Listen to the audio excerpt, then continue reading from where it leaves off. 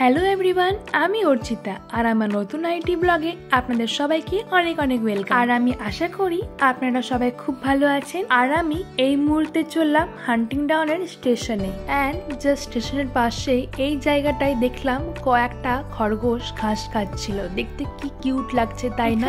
একটু দাঁড়িয়ে শুট করতে করতে দেখছিলাম আমরা দুজনেই।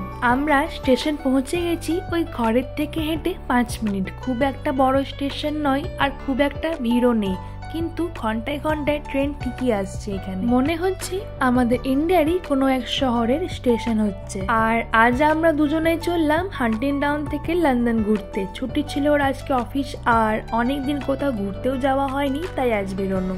আর ট্রেন আসার অ্যানাউন্সমেন্ট হয়ে গেছে, তাই সবাই দাঁড়িয়ে আছে আর আমরাও দাঁড়িয়ে আছি। হান্টিংডাউন থেকে লন্ডন যেতে ট্রেনে করে ওই 1.5 ঘন্টা, আর যদি গাড়িতে করে যাই তাহলে ওই 2 ঘন্টা মতো সময় লাগবে। আর এই যে আমাদের ট্রেন চলে এসেছে।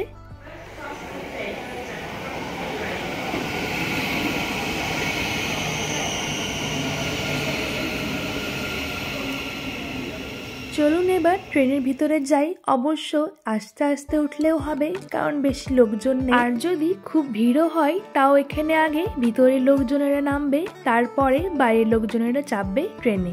আর এই রুলটা ইউরোপেও ছিল। আর প্রথম আমি লিওনে ঝটপট করে চাপতে গেছি, দিয়ে সে বলল যে এখানে এমন রুল, তাই সেটাই ফলো করি। আর এই রুলটা শুধু ট্রেনে নয়, সব জায়গায় ফলো হয়, যেমন ওই বাস, মেট্রো, ট্রেন সবকিছুতে।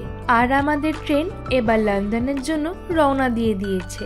আর আজ কোথাও ঘুরতে যাবার কোনো প্ল্যান ছিল না, হঠাৎ করে কাল সন্ধ্যেবেলায় আমরা প্ল্যান করি আর আজকে বেরিয়ে পড়ি ঘুরতে যাবার জন্য। অবশ্য এখন যাচ্ছি আমরা, আর ওই বিকেল দিকে ফিরে আসবো, কারণ কাল সকালে ওর অফিস আছে, তাই ওই 5-6 ঘন্টারই প্ল্যান আছে আমাদের। আর এই তো আমরা লন্ডন পৌঁছে পড়েছি প্রায় 1.5 ঘন্টা পরে। আর আমরা তো ফ্রান্সের থেকে লন্ডন এসেছিলাম ফ্লাইটে করে, কিন্তু সেখান থেকে যখন হান্টিংডাউন যাই সেই সময় শহরের মধ্যে দিয়ে নয়, হাইওয়ে থেকে এসেছিলাম, তাই শহরটা সেই সময় দেখা হয়নি অবভিয়াসলি। আর এই তো পৌঁছে পড়েছি, এবার নামবো আমরা। আর দেখুন কি ভিড় স্টেশনে।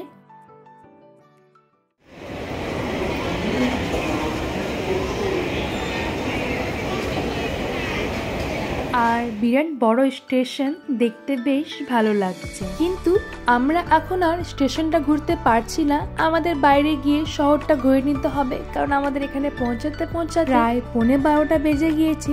জানি না কতটা কভার করতে পারবো আমরা আজকে। আর এই যে এইখানকার বিখ্যাত বাস, ওই মুভিজে দেখতাম যে মুভিজ লন্ডনে শুট হতো, এই বাসটার সিন থাকতোই থাকতো।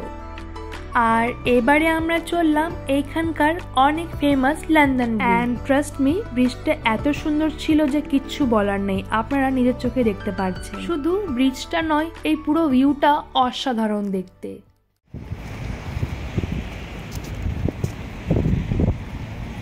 আর আজ তো আমরা ওয়েদারটা চেক করে এসেছিলাম, বাট ভাবিনি এতটা গরম হবে, মানে এতটা রোদ দাঁড়ানো যাচ্ছে না এখানে। কিন্তু এই রোদ আর গরমটা সরিয়ে যদি দেখি, এত সুন্দর ভিউ, খুব সুন্দর লাগছে দেখতে সত্যি।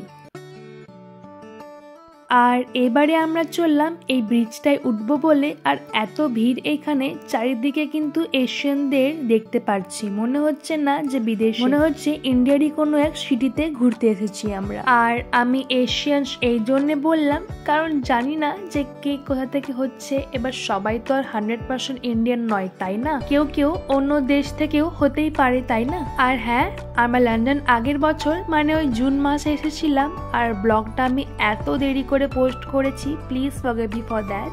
আর এখানে অনেক জায়গা আছে যেখানে সবাই লাইন দিয়ে দাঁড়িয়ে আছে যে আমাদের নাম্বার এলে ফটোজ নেব আমরা। আর সেরকম আমরাও অনেক ফটোস আর ভিডিওস নিলাম।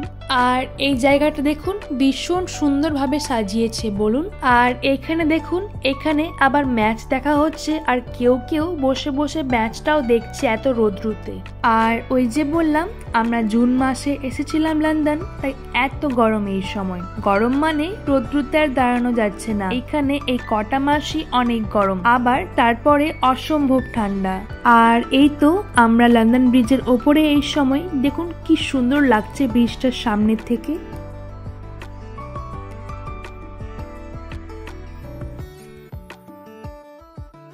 আর এবারে আমরা চললাম লন্ডনের আরেকটি বিখ্যাত জায়গা, তাহলে চলুন আমাদের সঙ্গে সেই জায়গাটিতে। আর আমরা সেই জায়গাটি মেট্রোতে করে যাব। আর ভিড়টা দেখুন, অনেক ভিড় আছে আর মজাও লাগছে এত লোকজন দেখে। আর এই যে আমরা পৌঁছে পড়েছি লন্ডনের বিখ্যাত বাকিংহাম প্যালেস। আর একটা জিনিস, এখানে প্রচুর হাঁটতে হয়। এখন ইন্ডিয়া হলে একটা অটো ধরতাম আর একদম গেট অবধি পৌঁছে দিত। সত্যি ইন্ডিয়ার মতন সুবিধে কোথাও নেই। আর এই তো সেই প্যালেস, ভীষণ সুন্দর বলুন। আর ওয়েদারটা ভালো থাকাতে প্যালেসটা আরো সুন্দরভাবে দেখতে লাগছে। আর প্যালেসের সামনে জাস্ট ভিড়টা দেখুন, কি করে যে সামনে গিয়ে ফটো ভিডিও নেব, আমি তো সেটাই ভাবছি তখন থেকে। তা এতটা হেঁটে হেঁটে আমরা ফাইনালি প্যালেসের সামনে পৌঁছে পড়েছি। সত্যি অপূর্ব দেখতে লাগছে, তাই না? সবাই এইভাবে ফোনটা সামনে নিয়ে গিয়ে ফটো নিচ্ছে, আমিও তাই সেরমই করলাম। আর এবারে আমরা এখানকার আরো যা যা দেখার আছে সেই সব দেখলাম। আর অবশ্যই ফটোস আর ভিডিওস তো নিলামই। আর এখানে পাশেই একটা আইসক্রিম শপ ছিল, সেখানে আমরা আইসক্রিম খেলাম। আর ব্যাস, আজকের দিনটা এতটুকুই, বিকজ আমাদের বাড়িও ফিরতে হবে, কালোর অফিসও আছে, সেই জন্যে। চলুন আসি তাহলে। ব্লগটি ভালো লাগলে প্লিজ একটা লাইক, কমেন্ট আর শেয়ার করে দেবেন। আর আমার ইউটিউব চ্যানেলকে অবশ্যই সাবস্ক্রাইব করে দেবেন। আর আপনারা যদি আমার ব্লগটি ফেসবুক থেকে দেখে থাকছেন, তাহলে আমার ফেসবুক পেজটাকে অবশ্যই ফলো করে দেবেন। ব্লগটি কেমন লাগলো আমাকে কমেন্ট করে জানাবেন। চলুন আসি তাহলে, আবার ফিরে আসবো আরেকটি নতুন ব্লগ নিয়ে।